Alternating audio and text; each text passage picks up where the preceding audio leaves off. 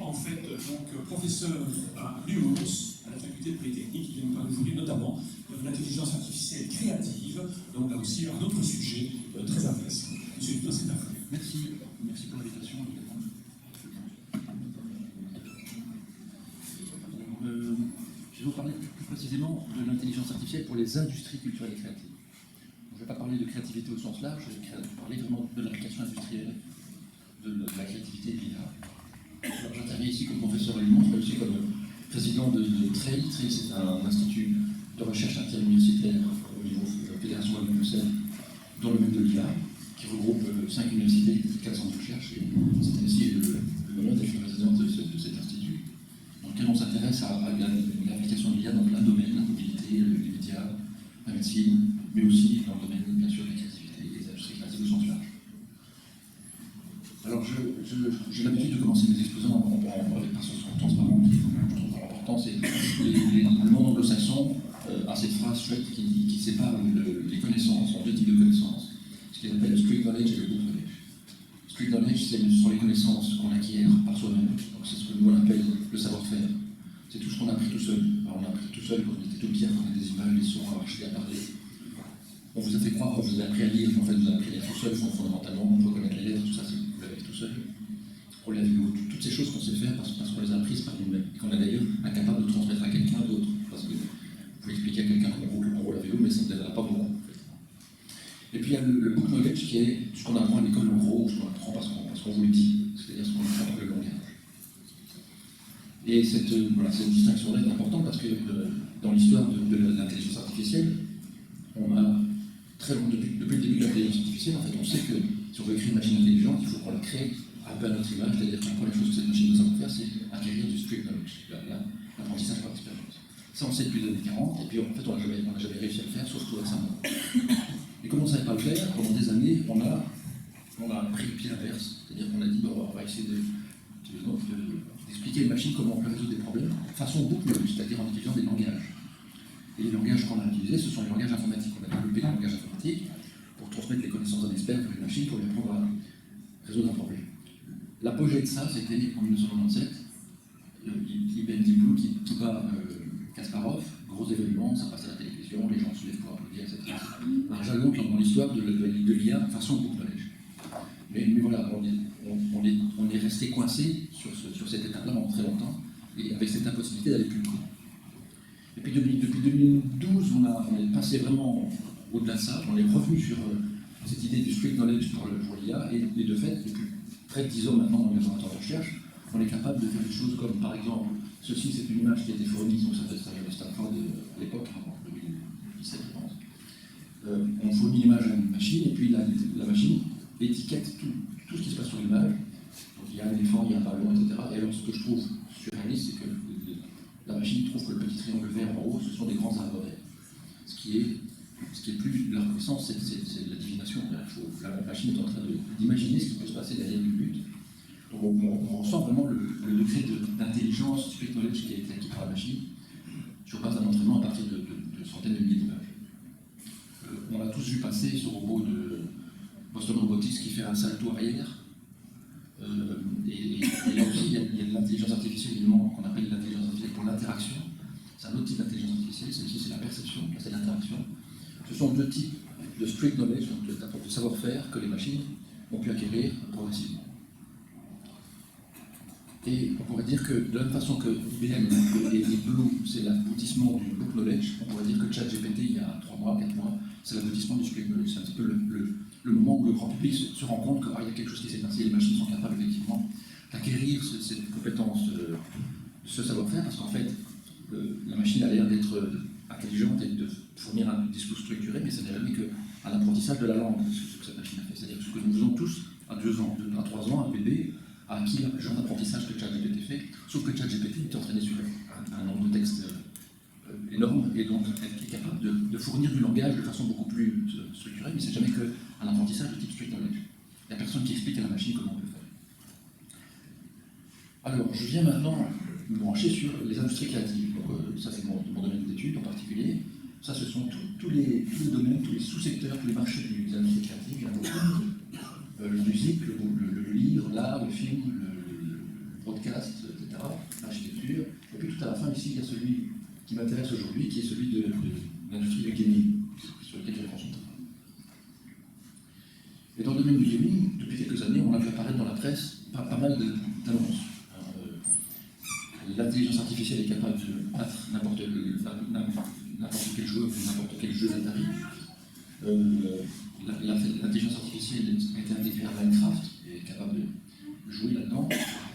On a des chercheurs qui étudient la façon dont les humains jouent pour pouvoir créer des intelligences artificielles qui jouent contre les humains mais sans trop gagner, mais sans trop perdre, de façon à quand même maintenir l'intérêt du jeu. Et puis l'IA se rend dans des jeux qui sont nettement plus compliqués. Moi je ne suis pas joueur de jeux vidéo. Est-ce qu'il y a des joueurs de jeux vidéo dans la salle? Oui, il y a beaucoup de gens. Vous êtes jeune, vous êtes joueur aux jeux vidéo. Mon fils joue aux jeux vidéo aussi. Moi je ne suis pas joueur, mais je suis un peu, à travers mon fils notamment, à travers les gens avec qui j'interagis. Et je sais que StarCraft, parfois c'est un jeu compliqué. Donc arriver à mettre de l'IA là-dedans, c'est aussi un jalon important. Alors, l'industrie du jeu vidéo, c'est important de comprendre ça, a un lien particulier par rapport à l'IA. C'est-à-dire que non seulement l'IA peut intervenir dans le jeu vidéo, et ça c'est ce que je vais montrer aujourd'hui, mais aussi le jeu vidéo a énormément d'input vers l'IA. Puisque le jeu vidéo, en gros, c'est quoi? C'est depuis bien plus longtemps que le mot qui est apparu récemment, le jeu vidéo c'est le métavers. On est plongé dans des métavers, on joue avec des gens en ligne sur des environnements qui sont physiquement inexistants mais qui sont virtuellement là. Et donc à travers ce métavers, à travers cette existence virtuelle dans des jeux vidéo, en fait, le jeu vidéo permet de collecter une incroyable quantité de données qui permettent d'entraîner de l'intelligence artificielle. Les mondes virtuels dans lesquels on joue sont des mondes dans lesquels on peut aussi entraîner l'IA. C'est une première chose. Une deuxième chose, c'est qu'il y a un gars qui est très heureux aujourd'hui, c'est le patron de Nvidia, puisque jusqu'à 2012, Nvidia c'était la société qui fournissait les meilleurs GPU pour le jeu vidéo, et du jour au lendemain, il a barré sur sa aventure jeu vidéo, il a mis intelligence artificielle à la place, et c'était la même chose. Il n'a pas dû changer ses produits. Les GPU d'aujourd'hui sont les briques de base de construction de l'intelligence artificielle. Donc le jeu vidéo et l'intelligence artificielle, c'est très très lié. Alors, je pense que quand on veut étudier l'intégration des technologies dans un processus créatif, c'est intéressant de partager, de séparer dans ce processus créatif les trois étapes qui sont connues, qui sont la création, la production et la distribution. Et je vais commencer par la distribution, puis je passerai à la production et puis après la création. Alors dans le domaine de la distribution, où est-ce qu'il y a de l'intelligence aujourd'hui? Alors il y a de l'intelligence dans le streaming, parce que streamer, c'est-à-dire qu'il y a un serveur quelque part, il y a plein de clients chez les gens qui jouent, et donc il y a forcément une forme d'intelligence artificielle au niveau des télécoms, en particulier. Il y a de l'intelligence, par exemple, dans ce qu'on appelle aujourd'hui les smart stadiums, parce que de plus en plus, les jeux vidéo se montrent dans des stades, et les gens viennent assister à des compétitions de jeux vidéo. Et dans ces compétitions, il n'est pas rare qu'on retrouve une façon particulière d'impliquer le public. Et je vous en montre ici une qui vient de chez nous, c'est Skemny, une petite PME qui est une spin-off de l'UCL, qui a développé, alors je vais peut-être qui a développé des jeux de théâtre.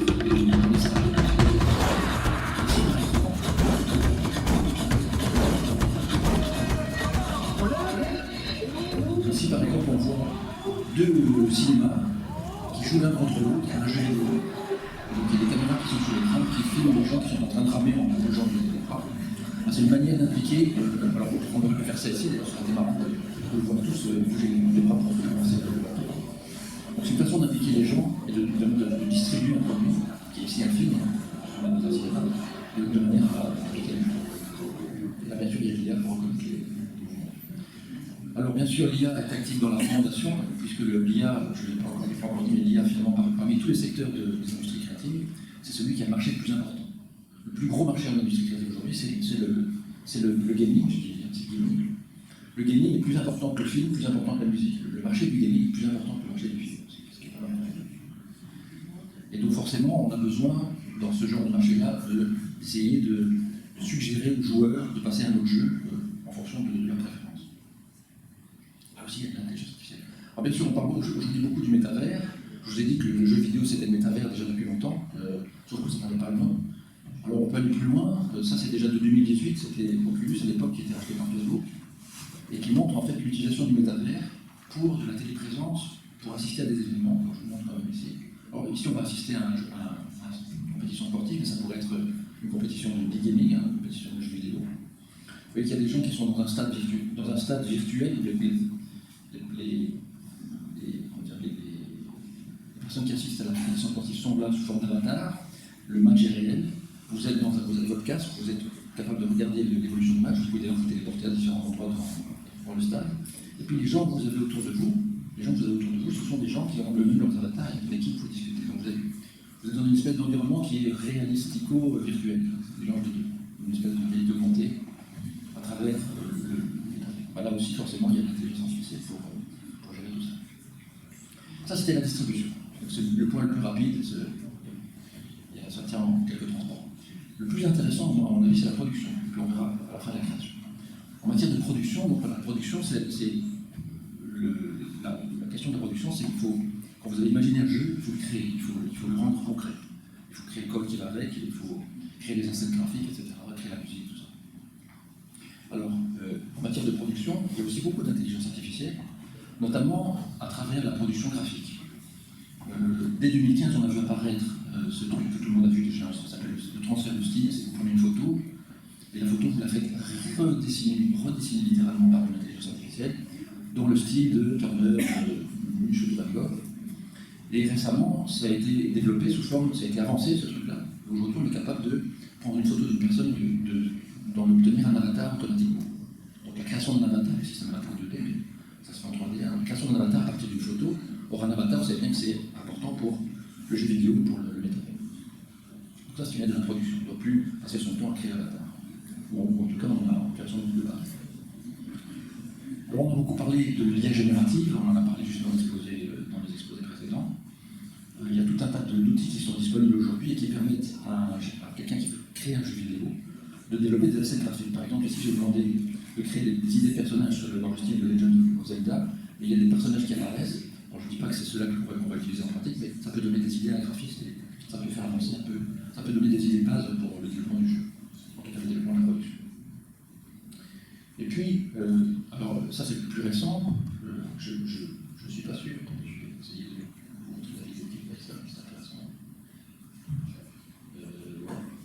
C'est sur LinkedIn, c'est arrivé. Oui, voilà. Ah, c'est ça. Il est en train d'ouvrir mon LinkedIn, c'est pas mal. Voilà. Là vous voyez en fait une IA, donc c'est un chat qui permet à un créateur de jeux vidéo de créer automatiquement des objets 3D virtuels. Donc là on crée des cubes, on lui demande de créer une centaine de cubes, on lui demande de varier la position des cubes, on va lui demander tout de suite de changer l'orientation des cubes, on va lui demander, les cubes vont apparaître de façon complètement un petit peu bizarre, on va changer l'orientation, puis on va ajouter de la lumière, tout ça, ça se fait sous forme de texte, donc on a une interface de plus en plus textuelle vers la création.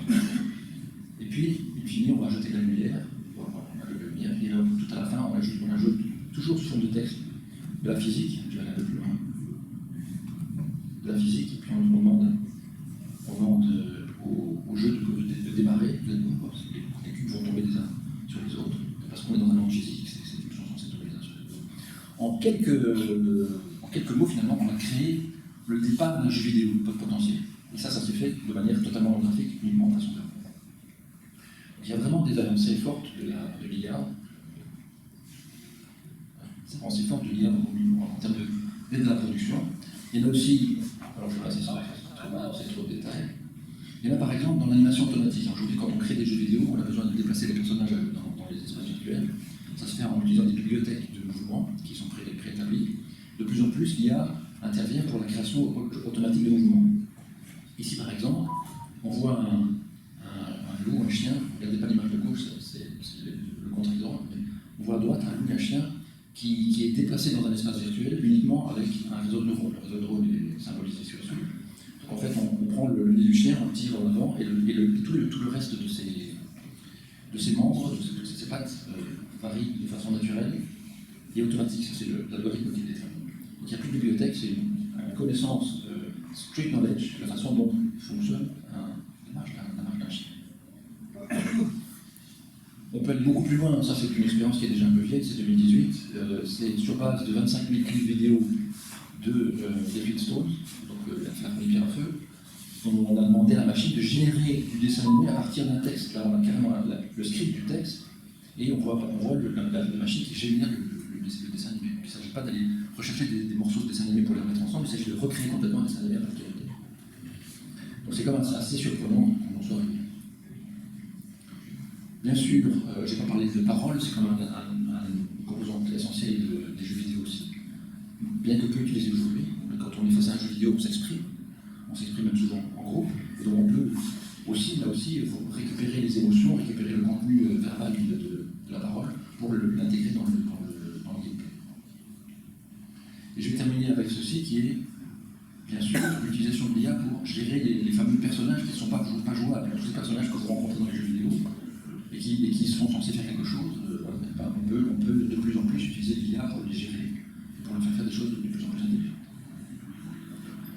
Bon, c'est un peu rapide, je n'ai pas beaucoup de temps d'avance. Ça, c'était pour la production. Et alors, je vais terminer avec la création. On dit souvent, parce que je doute souvent sur l'exposé devant toutes sortes de publics, mais souvent, en fait, heureusement qu'il reste la création. Heureusement que la créativité, c'est pas encore accessible à l'ordinateur, heureusement qu'il y a un terrain qui est développé pour les humains, c'était le terrain le plus créatif possible. Moi, je suis désolé de vous apprendre que de plus en plus, on vient de le voir avec l'IA générative, de plus en plus, les ordinateurs rentrent sur ce terrain-là. C'est clair que la créativité, au sens commun, il y a plusieurs types de créativité, bien sûr. Il y a la créativité disruptive, celui qui invente une toute nouvelle façon de peindre, etc. C'est assez rare, mais la créativité la plus courante, c'est qui consiste à dire je vais créer un nouveau jeu vidéo, par exemple, ici. Forcément, le jeu vidéo que vous allez créer va ressembler dans une certaine mesure à des choses que vous avez vues précédemment, donc il y a une forme d'inspiration toujours dans la créativité. Ça, c'est accessible de plus en plus aux ordinateurs, et clairement, même si c'est seulement en train de se développer aujourd'hui, c'est le dernier domaine. On sait que par exemple, il y a des machines aujourd'hui qui créent de la musique. Depuis 2016, on a eu des exemples de création automatique de musique à partir d'analyses de musique existantes. On peut recréer des musiques à la façon des Beatles, par exemple. Il y a une société luxembourgeoise qui s'appelle Aiva qui fait ça, qui est vraiment libre. Vous pouvez créer de la musique de façon automatique, en spécifiant quelques paramètres de contrôle. Donc ça peut aider bien sûr aux gens, ça peut aider les gens qui veulent créer de la musique pour des jeux vidéo. Je vais passer des choses. Voilà. On peut utiliser des grands modèles de langage pour avoir des idées. Par exemple ici, on a demandé 10 noms de personnages pour un jeu vidéo. Alors c'est des personnages qui sont censés lâcher des bombes de tout le tour, et il y a tout un tas de noms qui sortent. Alors ça ne veut pas dire qu'on va utiliser ces noms-là, mais on peut s'en servir. Encore une fois, c'est comme une espèce de soutien à la créativité. Moi, je rejoins tout à l'heure ce que disait Giovanni tout à l'heure concernant la médecine. Il n'est pas du tout question d'opposer la machine au créateur, il est plutôt question c'est ce qui est écrit ici, de faire de l'aide à la création, ce qu'on appelle la créativité computationnelle, c'est-à-dire comment est-ce que la machine peut aider le créateur humain à développer son art. Donc ici, on peut avoir des idées de départ. Ici, on va plus loin, on demande à une machine quelles sont les utilisations possibles de la notion de clan dans un jeu vidéo. Et alors, il y a plein de possibilités, soit en tant que membre du clan, soit en tant que gestionnaire ou chef de clan. Donc tout ça, ça peut donner des idées de gameplay. Comment est-ce qu'on va organiser un jeu pour créer ces clans? Et on commence à aller de plus en plus loin dans l'idée du jeu. Il y a même des jeux aujourd'hui qui existent et qui sont basés sur des IA, par exemple ceux-ci qui existent déjà depuis quelques années, basés sur GPT-2, pardon. Je ne sais pas s'il y a des gens qui connaissent AI Dungeon 2. C'est un jeu dans lequel en fait vous interagissez de manière verbale, et du retour se fait de manière verbale, et vous explorez des mondes qui sont en train de se créer au fur et à mesure que vous rentrez. Donc ce que je veux dire, c'est que même en termes de créativité, même en termes de création de jeu, même en termes d'idées de jeu, l'IA est en train d'avancer. Alors tout ça me permet de terminer cet exposé en vous disant que finalement, encore une fois, l'IA est un merveilleux outil d'aide à la créativité dans beaucoup de domaines. On a vu que le gaming était très lié à l'IA dans les deux sens. Le gaming sert à l'IA, l'IA sert au gaming. Et tout ça, on l'a bien compris chez nous, puisqu'on a créé, on a lancé une initiative d'innovation stratégique au niveau de la région Wallonne qui s'appelle HIT, et qui est acceptée parmi les 19 initiatives. HIT, c'est en fait, l'idée de HIT, c'est de regrouper les forces au niveau wallon sur les technologies du jeu vidéo appliquées à d'autres domaines que le jeu vidéo. C'est-à-dire que, puisque le jeu vidéo est en train de tirer l'IA, et que donc l'IA se développe grâce au jeu vidéo entre autres, on peut prendre les mêmes technologies et les appliquer à d'autres domaines, des domaines qui sont de médecine, de mobilité, les médias, etc. Ça, c'est l'objectif de VIT. Et on a, autour de cet objectif de VIT, on a regroupé un grand nombre de partenaires qui sont occupés avec nous à définir les limites de ces projets, des projets qui sont en train d'être définis.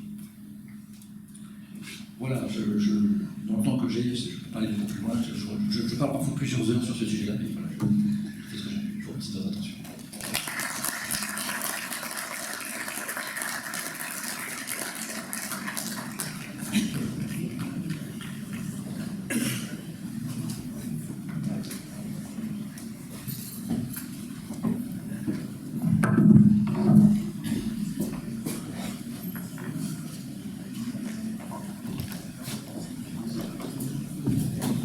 Je cède la place tout de suite à M. Lenoir. On parlait du gaming, mais les gaming, ce n'est pas, vous l'avez compris, que pour les jeunes. Ici, on va voir si les personnes âgées ont affaire au gaming. M. Lenoir est en fait travail pour Octavie. Et en fait, M. Lenoir a proposé la digitalisation au service des seniors.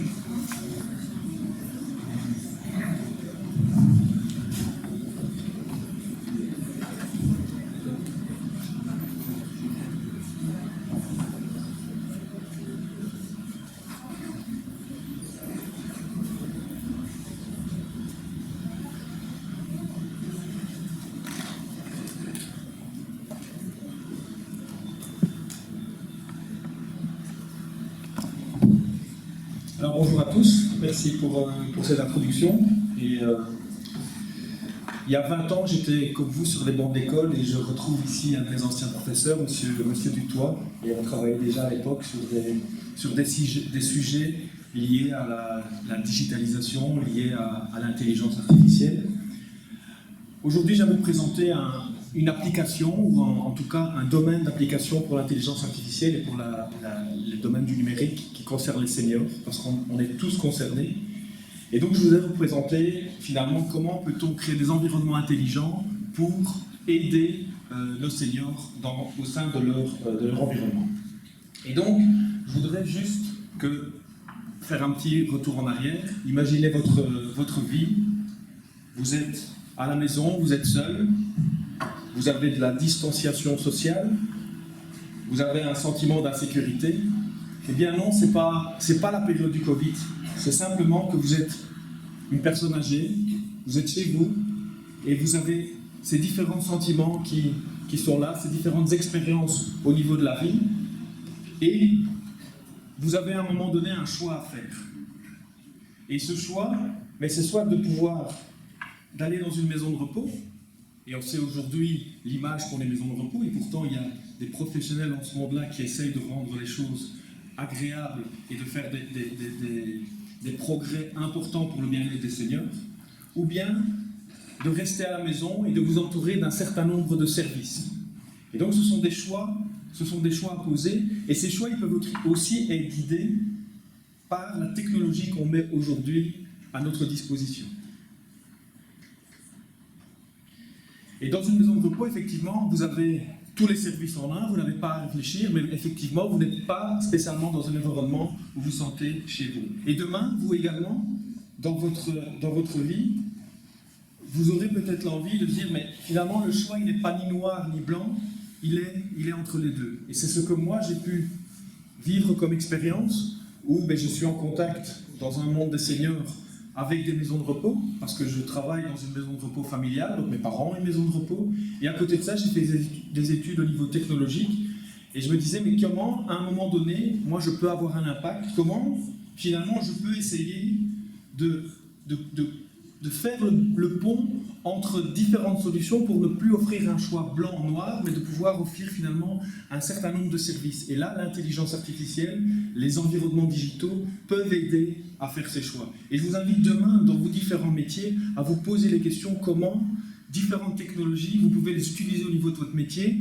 pour les mettre au service de vos valeurs et au service finalement des personnes à qui vous voulez rendre ces différents services, vos compétences, vos valeurs, etc. Et donc, je voulais, c'était construire le meilleur environnement pour les seniors, en tout cas celui qui leur convenait le mieux à différentes étapes de leur vie. Et juste, quand on vieillit, ben on passe par différents stades. On réfléchit au maintien à domicile, on sait qu'au bout c'est la maison de repos, mais on se dit qu'entre les deux, il y a différentes étapes dans lesquelles on peut accompagner les seniors. Il y a par exemple l'habitat groupé, ce sont des seniors qui vivent ensemble et qui peuvent, d'un point de vue social, se rendre des services. Et puis on a ce qu'on appelle la résidence-service, donc ce sont des appartements où les personnes vivent en autonomie et il y a un certain nombre de services qui sont mis à disposition.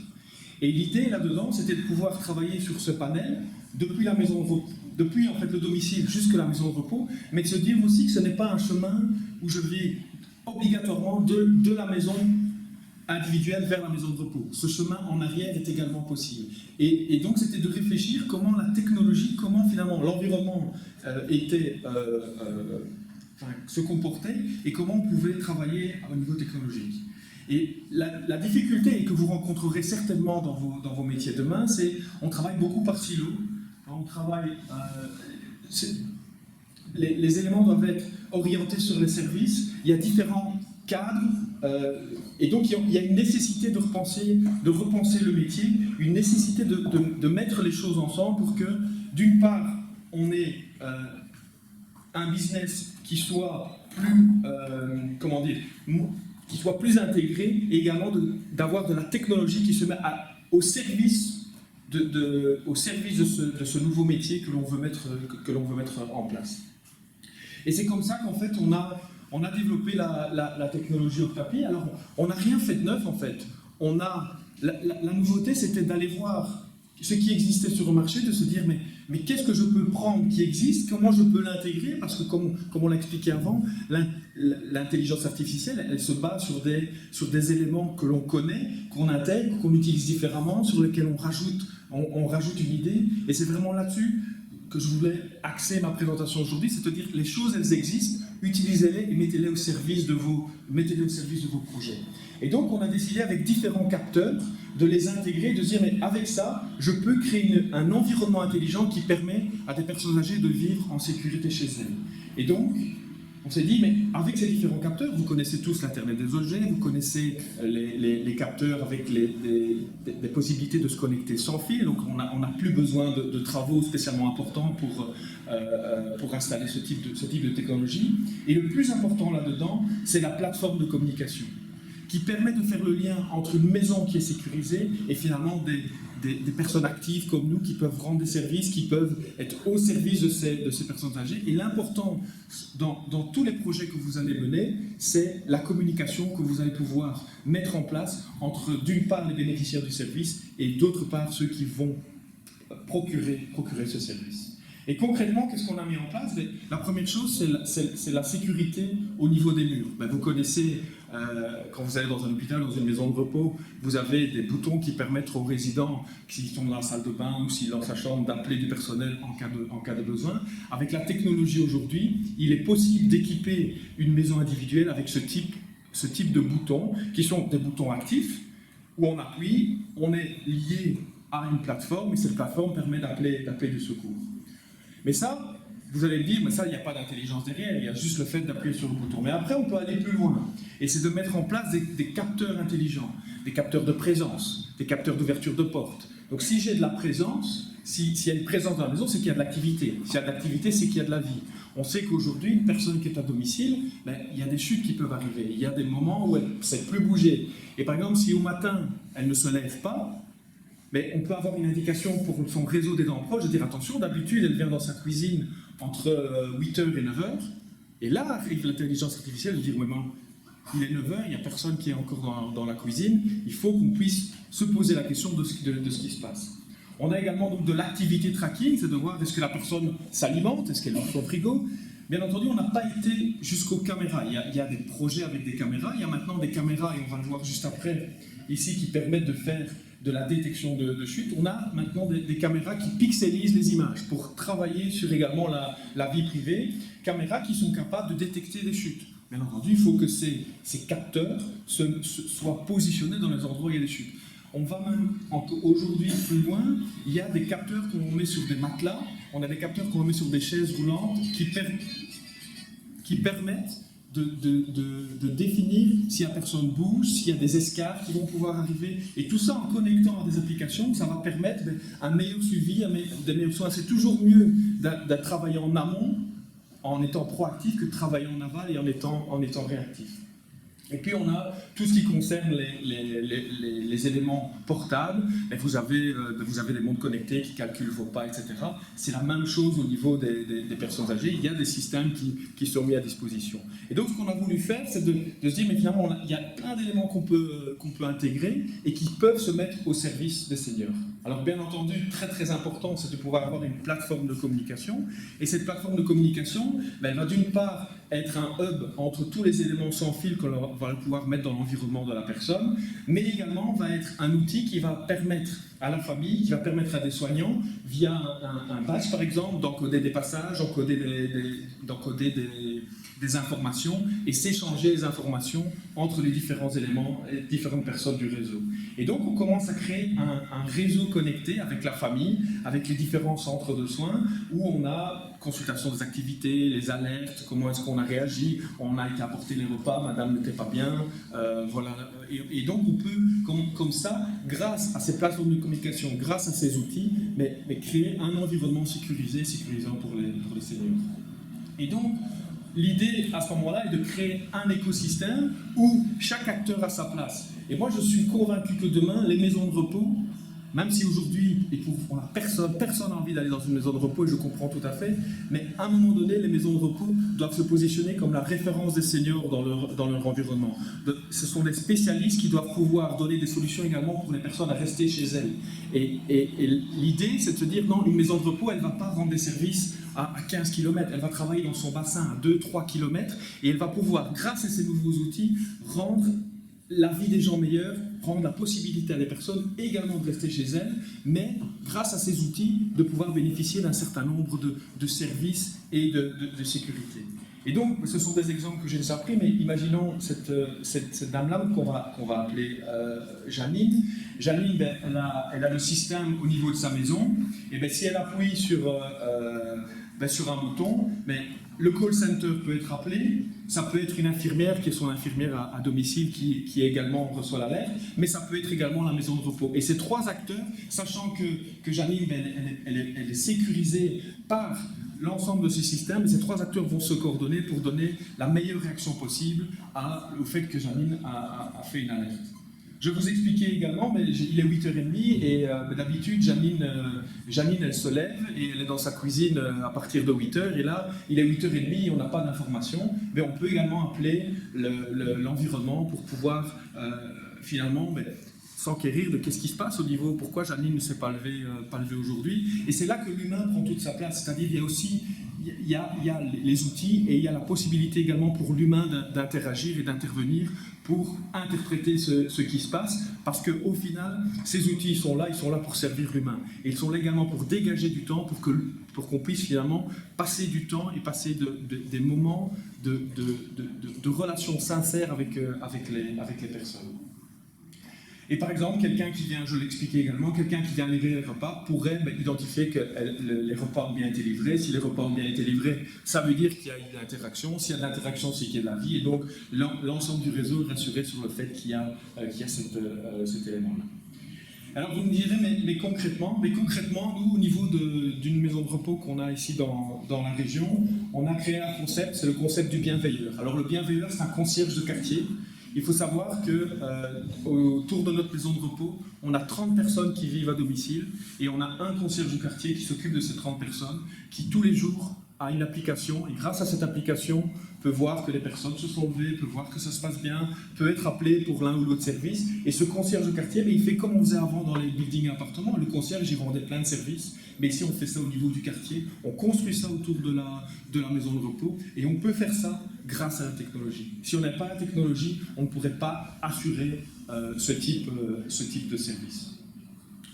Et donc moi, ce que je vous souhaite, c'est une longue vie, au moins jusqu'à vos 80 ans, pour que vous soyez heureux. Et surtout, d'ici là, réfléchissez au sein de vos métiers, comment vous pouvez mettre l'intelligence artificielle, comment vous pouvez mettre la digitalisation et le numérique au service de vos valeurs et au service de vos projets. Voilà, merci.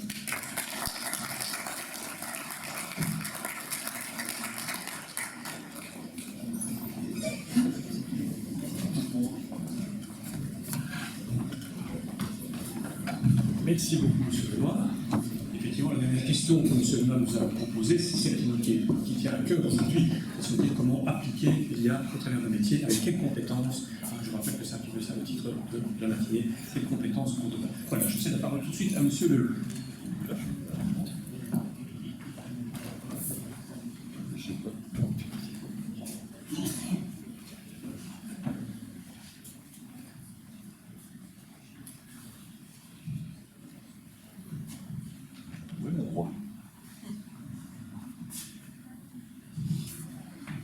Voilà, d'abord bonjour. Je m'appelle Pierre Blanchard avec Technoculture. Alors, chaque année, moi, Safa me présente comme directeur de Technoculture. Je ne suis pas directeur de Technoculture. J'en suis dans des piliers, certes, du montage. Et je m'occupe aujourd'hui principalement des problématiques d'éducation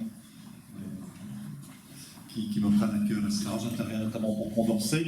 Et donc, j'aime bien chercher, j'aime bien regarder et vérifier un peu ce qui se passe. Alors, ChatGPT fait peur à beaucoup de gens. Alors, les profs ont peur d'une chose pour le moment, c'est la triche aux examens. Alors, je voudrais maintenant,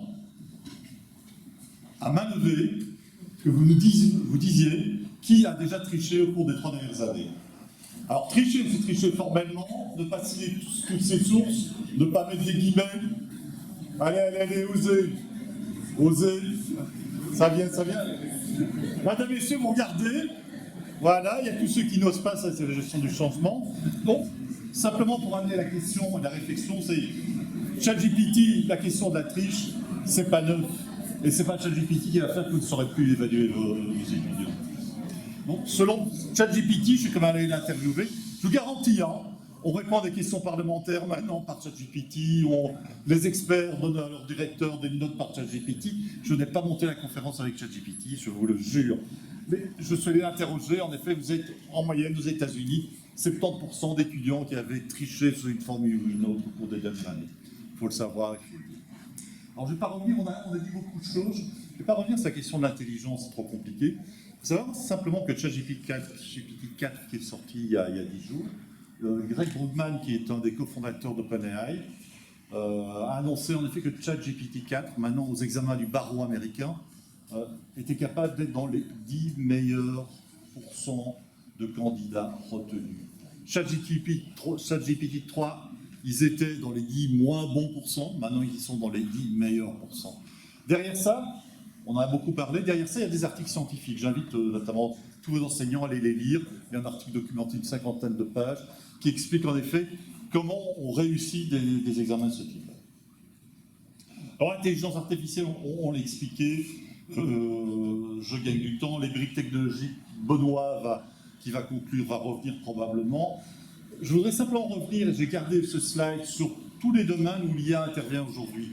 Elle est omniprésente de 7h du matin jusqu'à minuit, voire 6h du matin le lendemain. Dans tout ce qui est loisir aujourd'hui, vos moteurs de recherche, Spotify, votre consommation de médias classiques, etc., vous avez de l'IA partout aujourd'hui, vous ne vous rendez pas compte. Vous utilisez des moyens de transport en temps soit peu évolué aujourd'hui, vous avez des couches d'IA. L'IA est déjà omniprésente, elle va devenir de plus en plus présente. On parle du champ médical, heureusement que j'ai eu une couche d'IA dans le diagnostic qui a contribué au diagnostic d'une opération que j'ai subie il y a quelques années, je ne serais sans doute pas là. Et le monde médical est un monde extrêmement normé. Et c'est cette IA qui permet aussi, collectivement, pas simplement individuellement, mais collectivement, à l'ensemble du corps médical, d'avoir probablement aussi des modes d'intervention qui sont de plus en plus égaux. C'est pour ça qu'il ne faut pas avoir peur d'aller chez un médecin de 25 ans, il travaille très bien, aussi bien qu'un médecin de 55-60 ans. Ça pose des problèmes, on l'a évoqué, la question du droit. Aujourd'hui, en effet, une IA peut très bien faire toutes les recherches préliminaires pour un cabinet d'avocats. Le seul problème qu'il y a derrière, c'est qu'est-ce qu'on va faire avec tous les stagiaires. S'il n'y a plus de jeunes stagiaires dans les cabinets d'avocats, il n'y aura plus d'avocats dans quelques années. Ça, c'est les vrais enjeux, c'est les enjeux sociétaux, organisationnels de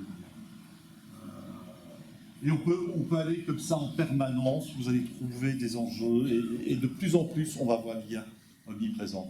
On l'a évoqué, on n'a pas beaucoup parlé. Vous avez vu le film Imitation Game? Oui, Alan Turing, vous savez qui c'est? Non. C'était la personne qui a vaincu les Allemands en découvrant le mécanisme de fonctionnement d'Enigma, la fameuse machine à coder. Et il a mis au point un test, je ne vais pas rentrer dans le détail parce qu'on n'a plus le temps. Mais globalement, il faut savoir qu'aujourd'hui, quand on parle d'IA, il y a 70 ans de recherche universitaire partout dans le monde. Et ce n'est pas simplement de la recherche universitaire en sciences informatiques, on l'a évoqué, dans le champ médical, en sociologie, énormément, sociologie, en sémantique, en neurosciences, en sciences cognitives, etc. C'est phénoménal ce qu'on peut avoir derrière des petites choses comme par exemple ChatGPT aujourd'hui. Voilà, ça c'est le fameux test de Turing qui était que si quelqu'un posait des questions à 2 personnes et un ordinateur, si quelque part on ne savait pas où se trouvait l'ordinateur, on pouvait considérer que l'ordinateur avait atteint un niveau d'intelligence artificielle. De manière simplifiée, c'était ça. Alors ChatGPT, vous l'avez vu, hein, c'est ce système avec des petites questions qu'on pose. Ça marche bien, j'ai essayé, j'adore, je peux passer des soirées entières à jouer sur ChatGPT. Donc je ne vais pas revenir sur les définitions, mais simplement sur peut-être des éléments de caractéristiques que vous compreniez bien. ChatGPT, et ça c'est sa force fondamentale, c'est un bot. Un bot, c'est cette conversation. Pouvoir dialoguer avec une machine, d'ailleurs vous lui dites merci, ça à peine si vous ne lui dites pas bonjour quand vous vous connectez. Ce bot, en effet, permet d'avoir des interactions très fines. On a évoqué qu'il y a des prompts. Les prompts, ce sont des invites de commande, normalement, dans les langages informatiques. Vous lui donnez des instructions à travers vos petits dialogues à la machine. Vous lui donnez des réactions très intelligentes. Et ça, c'est une forme initiale, en effet, d'interaction en machine qui est fabuleuse. On a beaucoup, vous avez beaucoup vu souvent des réseaux neuronaux affichés ici sur l'écran. Il faut savoir que ChatGPT, en effet, n'est pas déterministe a priori. Dans un système neuronal, il va rarement prendre, pour répondre à une question, le même chemin. Ça dépendra de votre question, ça dépendra des éléments de la conversation qui ont précédé. Et ce modèle non déterministe, c'est un peu le fameux système de sérendipité. Si je pense à Charleroi, je pense à quoi, Benoît? Sporting de Charleroi. Sporting de Charleroi. Mustapha, Sporting de Charleroi, ça fait penser à quoi? Héros. Voilà, héros. Faut dessiner. Voilà. Et on crée des boucles. J'aurais très bien dire aussi, Charleroi égale Grands Travaux. Grands Travaux égale, je ne sais pas, UCampus.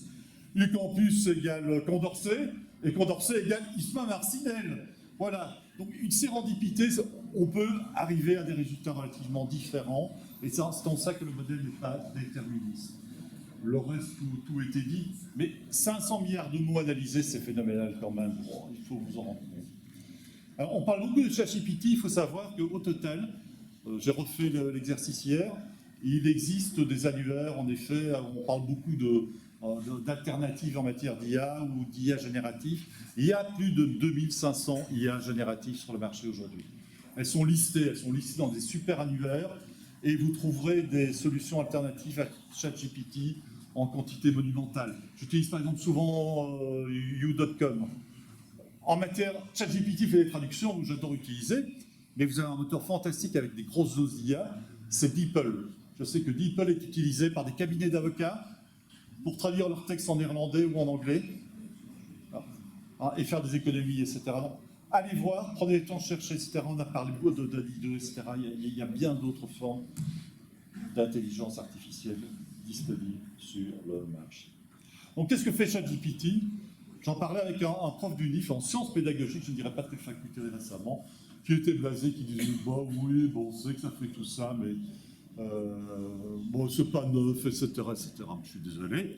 Hein, quand on dit en effet qu'on rentre ses notes à son directeur en été dans les écrivains via ChatGPT, qu'on répond aux parlementaires avec ChatGPT, c'est quand même pas mal, produire des résumés. Je vais lancer un nouveau service en matière de soft skills. En une demi-heure, j'ai eu tous mes textes de présentation du service. Des textes pour Facebook, des textes pour LinkedIn, etc., des arguments deuxième, troisième niveau, etc., c'est vraiment pas mal. Des interviews. Voilà. Je connais déjà David de Charleroi qui a répondu en réalité par ChatGPT à son interview. Et on peut faire mieux. Je connais des journalistes qui ont déjà conçu leur guide d'interview avec ChatGPT. C'est pas mal aussi. Il faut quand même remonter un peu là-dedans et se dire que ça marche quand même bien. Alors ChatGPT, c'est vrai qu'on peut s'en servir et j'adore, et ce sont les usages que j'adore. En effet, c'est la créativité computationnelle, hein, mais pour venir en support. Et dans l'apprentissage, en effet, ce sont des éléments importants. Une des premières choses que j'ai fait, c'est d'aller voir ça, parce que Premier jour où je me suis connecté à ChatGPT, ChatGPT ne dit pas toujours la vérité. D'abord, il ne dit pas la vérité, mais il ne répond pas toujours juste. Premier jour que j'ai posé la question, je suis allé voir, pardon, j'ai posé la question qui était Paul Magnette. Et ce jour-là, c'était au mois de décembre, il m'a dit Paul Magnette a été Premier ministre à la fin des années 2010 en Belgique. Là, je me suis dit, il fait du prédictif, mais c'est carrément retour vers le futur. Hein.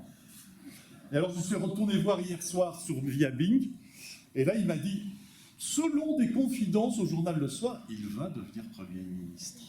Je crois qu'en effet, ChatGPT est le seul à croire que c'est toujours quelque chose de... Donc, il n'est pas précis, on le sait. Mais des résumés de notes de réunion, j'ai injecté un verbatim, c'est-à-dire un suivi personne à personne de ce qu'on peut dire dans une réunion. Il vous en fait des réunions, des PV avec des bullets, avec éventuellement des tâches à déléguer, etc. C'est relativement fantastique. Raconter une histoire. J'ai essayé de commencer à écrire un début de roman, et notamment avec Paul Magnette, comme il va raconter un peu n'importe quoi avec Paul Magnette. Je lui dis, raconte-moi un conte de Noël avec Paul Magnette, qui va sauver la Wallonie. Et je lui ai demandé d'introduire aussi Jean-Claude Van Coenberg, qui a écrit un conte de Noël. Puis je lui ai demandé de le traduire en wallon. Il me l'a traduit en wallon, mais c'était du mauvais wallon, je le reconnais, c'était pas du vrai wallon. Il faut se rendre compte de ça. Écrire une lettre de motivation, on prend un CV, déjà aujourd'hui, il vous fait une lettre de motivation si vous expliquez à quoi ça va servir.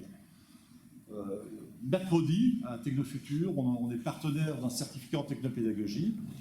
Une candidate a présenté sa candidature avec sa lettre de motivation au certificat en technopédagogie, lettre de candidature entièrement écrite par ChatGPT, et a été jugée parfaitement recevable par les produits. Bon, voilà, réfléchissez à ça, essayez de rentrer aussi, testez-le dans tous les sens. On peut créer des tableaux dans ChatGPT, et on peut lui demander de mettre de l'ordre, de trier. Vous pouvez aller chercher sur Internet la liste des ministres ou des parlementaires, vous demandez de trier par nom, par prénom, par date de naissance, etc. Il va vous le faire, sous forme de tableau. Je m'embêtais un soir, mon épouse va dire, c'est pas possible, tu t'embêtes. Je lui ai demandé de créer une analyse SWOT. Tout le monde sait ce que c'est une analyse SWOT. Tableau force-faiblesse. Je lui ai demandé directement, un sujet relativement difficile, de faire une analyse SWOT de la politique commerciale de Boeing face à Airbus. Il n'aurait pas réussi son master, mais ce qui m'a sorti était vachement bien fait. Hein. Il me l'a analysé, il m'a fait une véritable synthèse en 1 minute maximum de la politique commerciale de Boeing. Et on peut continuer comme ça, etc. Calculer, ça calcule très bien, ça génère naturellement du code, on l'a fait au niveau de techno. Donc faire beaucoup de choses, ça le fait. Alors, on l'utilise beaucoup parce que voilà, j'ai initié beaucoup de formations en matière de marketing. En matière de marketing, en réalité, on a identifié plus d'une centaine d'usages possibles. Tout ce qui est rédaction, notamment rédaction de texte, SEO, mots-clés, long train, etc., tout peut être refait ou refait. L'intérêt étant après d'améliorer humainement. On peut même constituer... que fait la Wallonie en matière de digital? Vous donnez tout ce que vous trouvez en effet sur le site de Digital Wallonia, il va vous en refaire une fac. C'est quand même pas mal. Il ne faut pas être blasé. Alors, les défauts derrière tout ça, c'est fondamentalement la transparence, on l'a évoqué. Et là, on va avoir de gros biais. Parce que la base de connaissances, le thésaurus de connaissances que vous avez derrière, c'est un thésaurus et des sources qui sont des sources principalement anglo-saxonnes. On sait qu'il y a Wikipédia, qu'il y a énormément de livres en mode open dans les systèmes universitaires américains, etc. Il n'y a pas beaucoup d'infos sur la Wallonie. Si j'essaie de lui demander des questions approfondies sur Condorcet, je reste au niveau de généralité. Je vais lui demander un jour de parler d'inclusion numérique sur la Wallonie, et il n'y a rien. Donc, cette base de connaissances, elle est limitée quand même, il faut le savoir. Cette base de connaissances a des biais, c'est la vision américaine qu'on a. Ne lui demandez pas de parler des talibans en bien, il en est bien incapable. Donc il y a un certain nombre de visions, en effet, qui sont limitées, qui sont bridées. Il y a des inconnus sur la modération. On a dit, en effet, qu'il y avait des gens qui avaient supervisé, etc. Où est-ce qu'ils sont, etc. Personne ne le sait. On l'a évoqué, les questions d'éthique. Les questions d'éthique, de vie privée, de propriété intellectuelle. Je pose la question de ChatGPT, il vous dit « Ouais, on a pris les contacts avec tous les propriétaires de contenu, il n'y a pas de problème. » C'est pas vrai. On sait un certain nombre de cas, ils n'ont pas pris contact avec tous les propriétaires de contenu pour pouvoir les reproduire.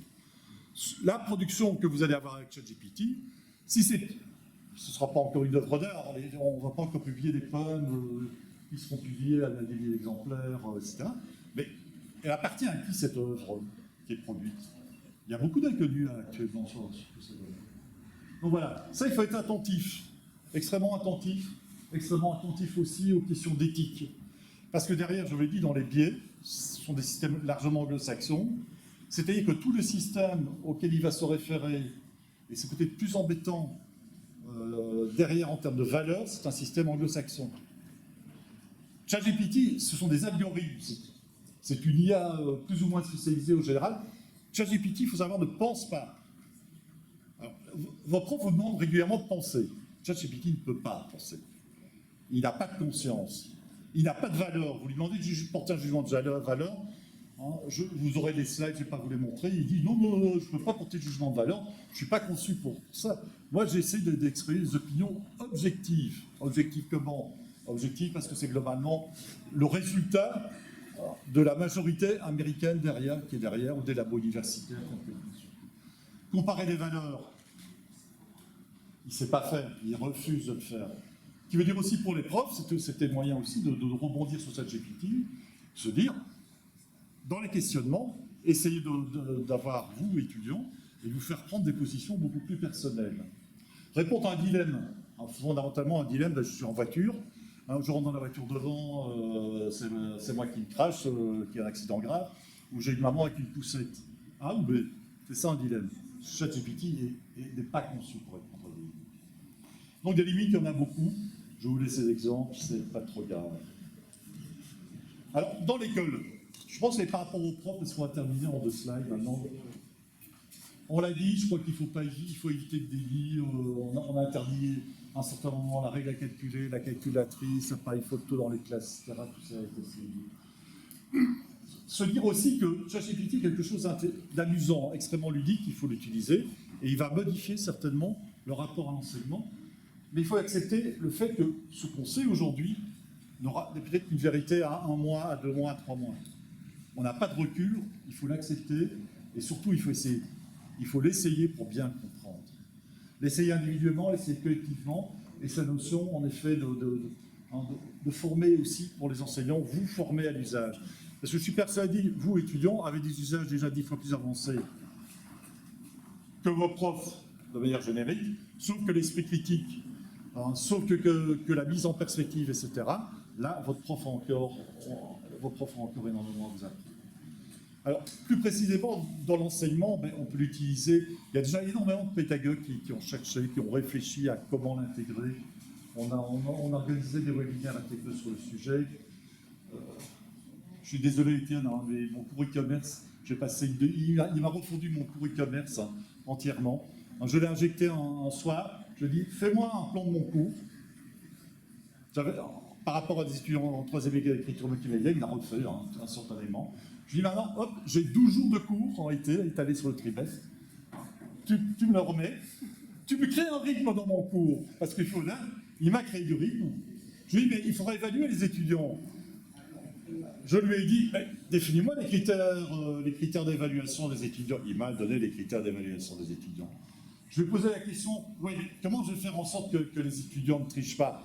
Il m'a donné une réponse pour lui dire comment vous les évaluer pour ne pas tricher. Et je simplifie globalement ma demi-heure passée sur Internet, mais comme enseignant, en effet, c'est pas simplement avoir peur de vous, étudiants qui l'utilisent. On peut y faire énormément, en avoir énormément d'usages extrêmement intéressants. Produire des quiz avec des réponses, c'est fantastique. Je soumets aux étudiants une étude de cas chaque année, je vais demander, mais il était trop tard, j'avais déjà donné l'étude de cas, mais les 8 questions à poser sur l'étude de cas, il me les a données. Il n'y a pas que pour vous, pour les enseignants aussi, ça peut être utile. Et la réflexion derrière tout ça, c'est comment l'intégrer finalement dans un apprentissage par rapport aux étudiants. C'est l'intégrer, peut-être, on n'a pas parlé de Siri, on n'a pas parlé de Cortana, c'est une notion d'assistant personnel peut-être d'apprentissage. Là, il y a une belle carte à jouer pour des pédagogues, c'est sûr que ChatGPT peut réexpliquer, donner une autre explication éventuellement dans le cours, proposer des glossaires, proposer des exemples, proposer des modes alternatifs d'explication. Il y a certainement de très belles cartes à réfléchir. Alors, tricher, il faut savoir que de toute façon, il y a des logiciels qui existent, ils ont été adaptés, ils ne sont pas parfaits, mais simplement, je peux vous dire, voir une copie générée par ChatGPT, vous voyez tout de suite, d'abord, il n'y a pas de faute d'orthographe. Alors, c'est la première chose qu'on voit. Puis je vous l'ai dit, il y a des redondances, il y a le manque d'engagement, etc.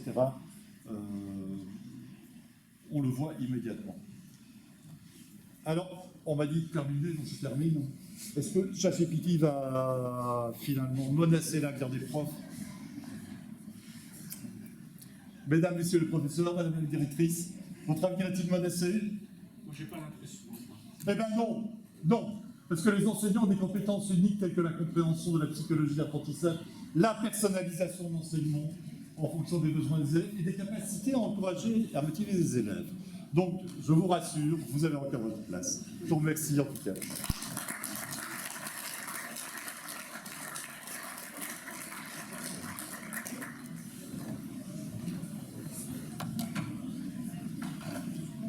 Merci Pierre, et désolé d'avoir un peu pressé, mais c'est vrai qu'on a un emploi du temps un peu chargé, un peu de retard. Alors maintenant, on va assister à la dernière intervention avant la conclusion de la demi-journée par Madame la directrice présidente. Maintenant, nous accueillons M. Benoît Huc.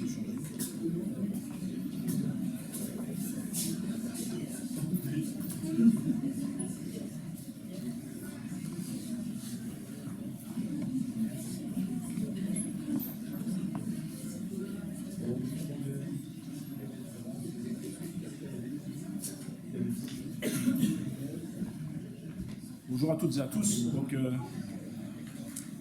est-ce que ChatGPT peut remplacer Pierre Lelon? Manifestement, non, parce qu'il y a effectivement l'émotionnel et l'expérience que ChatGPT ne pourra pas remplacer. Alors, je vais être très court parce que je crois que ça va arranger l'organisateur. Je devais participer à un panel avec Thomas Dermy et Mathieu Michel. Ils m'ont laissé tomber, c'est pas grave. Et donc, je vais simplement donner quelques slides. En fait, je suis responsable de l'agence du numérique, donc c'est une agence publique qui est en région wallonne. Peut-être qui connaît l'agence du numérique? Ouh, qui a déjà entendu parler de Digital Wallonien? Ah, voilà. Et donc, effectivement, au niveau de la région wallonne, la stratégie numérique a été, je dirais, promue depuis 2016 sous le nom de Digital Wallonia, et l'agence du numérique est un peu le catalyseur avec un ensemble de partenaires, dont certains sont présents ici, pour mettre en œuvre cette stratégie numérique Digital Wallonia. Alors, je ne vais pas être très, très long, d'autant plus que je crois qu'en termes de contenu, déjà beaucoup de choses ont été faites. Le premier message que je voudrais vous faire passer, c'est qu'au niveau de la région, donc au niveau des pouvoirs publics, au-delà effectivement d'organiser via la Fédé des enseignements autour de l'IA, clairement, il y a une volonté politique de promouvoir à la fois les usages de l'IA au sein de l'économie wallonne, mais aussi de promouvoir les métiers et les talents autour de l'IA. C'est important, je crois, qu'effectivement, qu'en termes de maîtrise de notre avenir, les compétences soient là, et les compétences, c'est vous, et ce sont les entreprises qui peuvent mettre et utiliser l'IA au quotidien. Alors, j'ai donné ici quelques éléments qui montrent effectivement que cette transformation des métiers, mais d'un point de vue aussi sectoriel, donc dans l'économie, sont effectivement déjà bien présents au niveau de l'IA. Alors, ici, c'est vous connaissez DALL-E, qui permet de faire ce genre de choses. Alors, dans le cadre de la stratégie numérique, il y a un programme spécifique autour de l'IA qui a pour objectif de mobiliser le territoire au sens large autour de l'IA. Il y a un axe extrêmement important au niveau de la recherche. Thierry Butois en a parlé autour du trail, et de pouvoir effectivement avoir un programme ambitieux de recherche et de connexion de la recherche avec les entreprises. Mais à côté de cet axe recherche, il y a d'autres axes au niveau du programme Digital Wallonia Fort-Réal. 4 axes, je viens de parler de la partie recherche, l'axe 4, mais il y a effectivement un axe société. Toute la réflexion autour de l'IA, de l'éthique de l'IA, des limites et aussi des usages en termes sociétaux sont dans cet axe. Deuxième axe, c'est l'axe, effectivement, comment une entreprise, qu'elle soit privée ou publique, peut utiliser l'IA pour faire son business et faire mieux son business. Et l'axe compétences. Ça, je crois que c'est important, évidemment, c'est de pouvoir développer au sein des écoles, des hautes écoles et des universités, développer de plus en plus de talents autour de l'IA et au sein des entreprises. Et donc, Digitalonia est effectivement soutient l'usage et le développement de l'IA dans toute une série de secteurs qui sont représentés rapidement ici. Et comme je dois aller très vite, je vais passer cela en détail. Important, c'est que à ce jour, grâce au programme Digitalonia, il y a plus de 190 projets qui ont été financés dans les entreprises.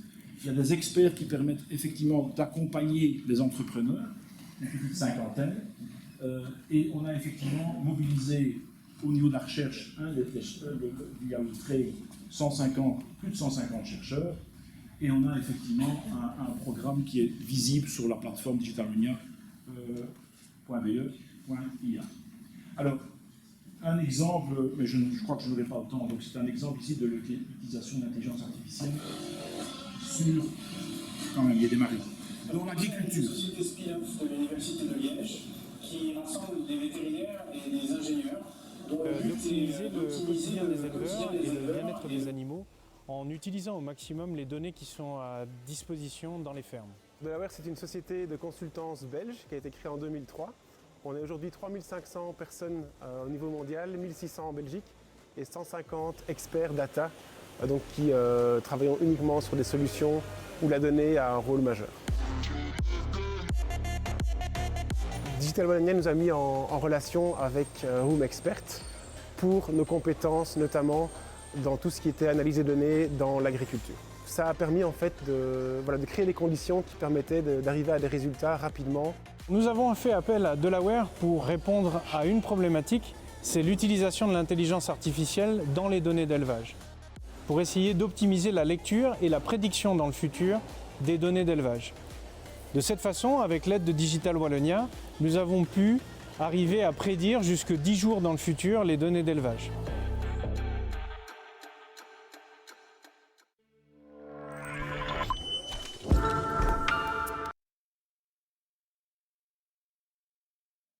Même au niveau des vaches et des veaux, l'IA peut transformer ou en tout cas améliorer le bien-être animal.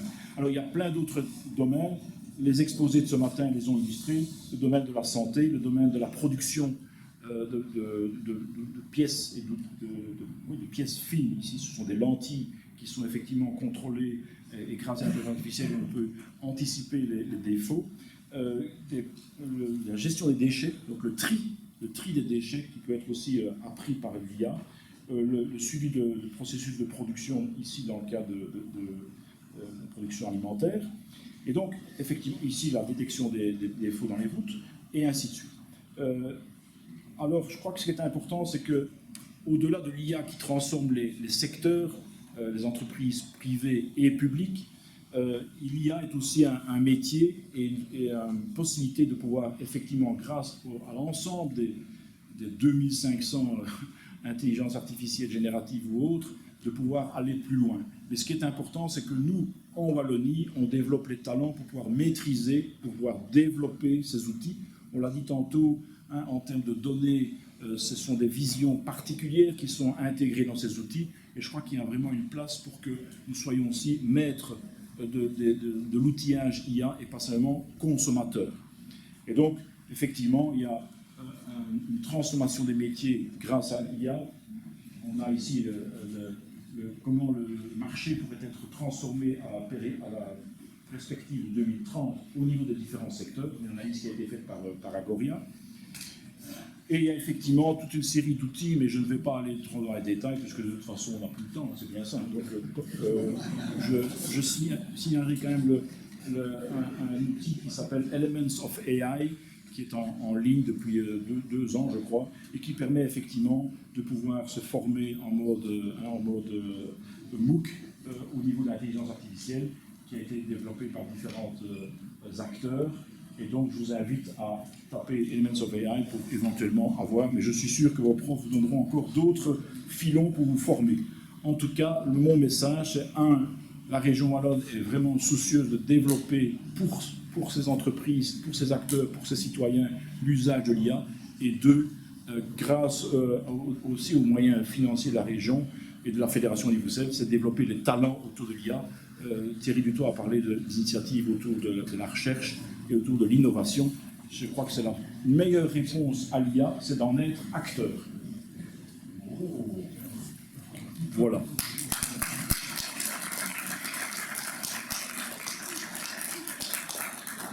Mon speech n'a pas été inspiré par ChatGPT.